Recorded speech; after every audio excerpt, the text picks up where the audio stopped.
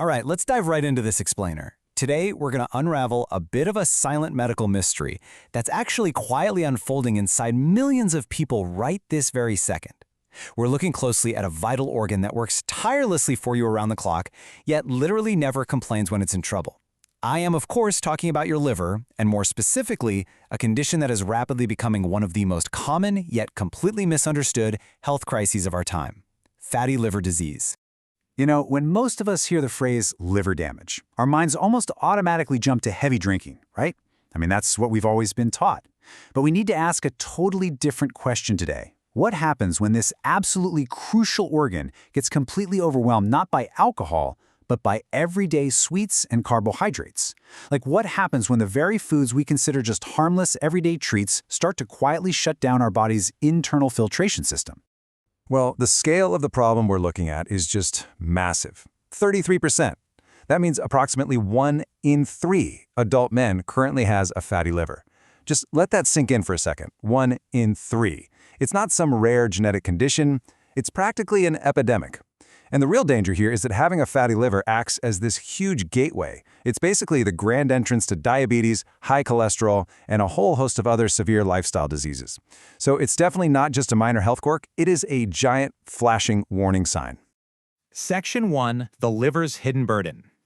Think of your liver as your body's ultimate multitasking powerhouse. It does incredible heavy lifting every single day. First, it handles detoxification, kind of acting like a chemical treatment plant to neutralize harmful substances like alcohol.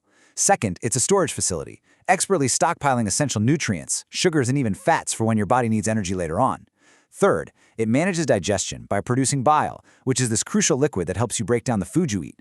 And finally, it's literally a manufacturing hub for your blood, creating vital proteins and the clotting factors that stop you from bleeding out if you get a simple paper cut. So yeah, it is a remarkably busy organ. But here is the wild part. Despite doing all of this vital work, despite being one of the hardest working organs in your entire body, the liver has absolutely zero pain receptors. None. This means that if it gets sick, if it gets damaged, or if it becomes overwhelmed, it physically cannot send a pain signal to your brain. Fatty liver disease arrives with absolutely zero subjective symptoms. You're not going to feel a single ache, cramp, or twinge. So instead of feeling pain, here's what's actually happening on a microscopic level. Liquid fat silently fills up your liver cells, drop by drop, one by one. If you looked at it under a microscope, you'd see these cells slowly ballooning with fluid fat. And this accumulation causes a persistent, completely invisible inflammation. Because you can't feel it, this inflammation only reveals itself as a set of mysterious numbers on a routine health checkup. Specifically, when you see elevated AST and gamma-GTP numbers on your blood test results. Honestly, that's your liver's one and only way of crying for help. Moving on to Section 2, the surprising sugar trap. Okay, this is where a massive public misconception comes in. When people hear fatty liver, they naturally just assume the cause is eating too much dietary fat, right? You know, greasy burgers, fried chicken, heavy oils. But the true medical reality, confirmed by hepatologists, is that it is primarily driven by an excess of carbohydrates and sugar. It's the sweet stuff, not just the greasy stuff, that's literally suffocating your liver. Let's get really specific for a second. One of the absolute worst offenders here is high fructose corn syrup, that ultra-sweet liquid found in so many of our everyday sodas and sweetened drinks. Because you consume it in liquid form, it doesn't even need to be broken down like solid food does. It absorbs incredibly fast into your system, rushing straight to the liver. Once it's there, your liver gets totally overwhelmed by this sudden spike and converts that liquid sugar directly into fat, storing it immediately right inside the organ. Constantly drinking sweet beverages is honestly like putting your liver's fat storage on fast forward. Section 3. Diagnosing the silent disease. Since you can't feel this happening, doctors kind of have to act like detectives when a patient shows up with bad liver numbers. First off, they use comprehensive blood tests. This isn't just to check the liver enzymes, it's actually to rule out other stealthy culprits like hidden viral hepatitis or underlying thyroid problems that can mimic the exact same symptoms. Once those are cleared, they move to an abdominal ultrasound. This lets the doctor physically look at the liver on a monitor and spot the actual visual presence of fat buildup. But to truly understand the danger level, they need something a bit more advanced. And that brings us to a really neat tool called a fibroscan.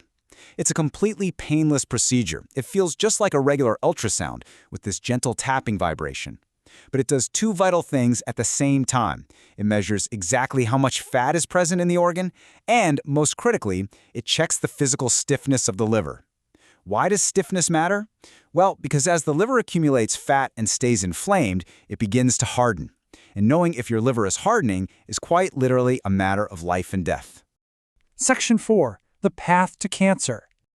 This silent progression we're looking at is pretty terrifying. It starts simply as fatty liver, but if you leave it untreated, that fat triggers chronic inflammation. Over time, that constant inflammation leads to fibrosis, which is exactly that stiffening and scarring of the tissue we were just talking about. If the damage keeps going, it progresses to cirrhosis, which is severe, irreversible scarring, and ultimately that cirrhotic tissue becomes the absolute perfect breeding ground for liver cancer. It's a direct, albeit slow, pipeline from excess sugar to a life-threatening malignancy. And this is causing a massive shift in modern medicine right now. For decades, viral infections, specifically hepatitis B and C, were the main causes of liver cancer. But because medical science has gotten incredibly good at treating those viruses, they're actually declining. In their place, doctors are seeing a frightening new trend.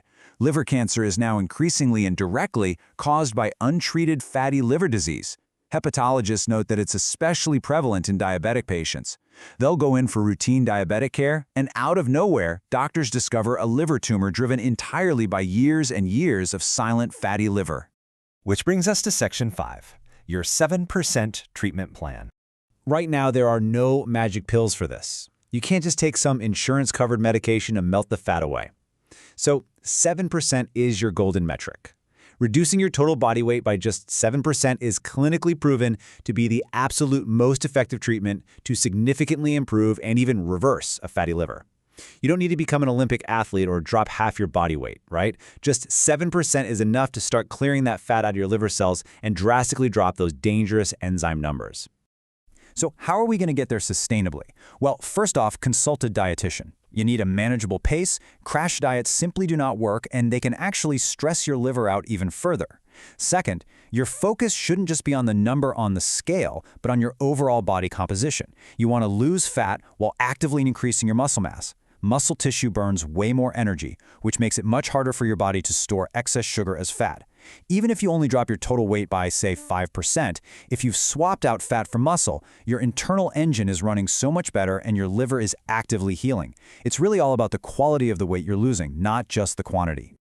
We're going to wrap up this deep dive with an incredibly poignant observation from Dr. Sasaki, an expert hepatologist who sees this exact scenario every single day. He notes that because fatty liver doesn't feel like a disease, patients often just brush it off. But when the fibrosis finally sets in, or a tumor suddenly appears, the regret is profound. Patients always wish they had taken those early, painless warning signs seriously. They always wish they had noticed it sooner. And that leaves us with the most important question of this entire explainer. Because your liver is never going to give you a painful warning sign to tell you to stop eating sugar. It's just going to quietly take the hit day after day until it just can't anymore. It is entirely up to you to be proactive here. So when you get your next health checkup and you see those AST or gamma-GTP numbers creeping up, are you going to brush them off just because you feel fine? Or are you going to take action before the damage becomes permanent? The choice is entirely in your hands.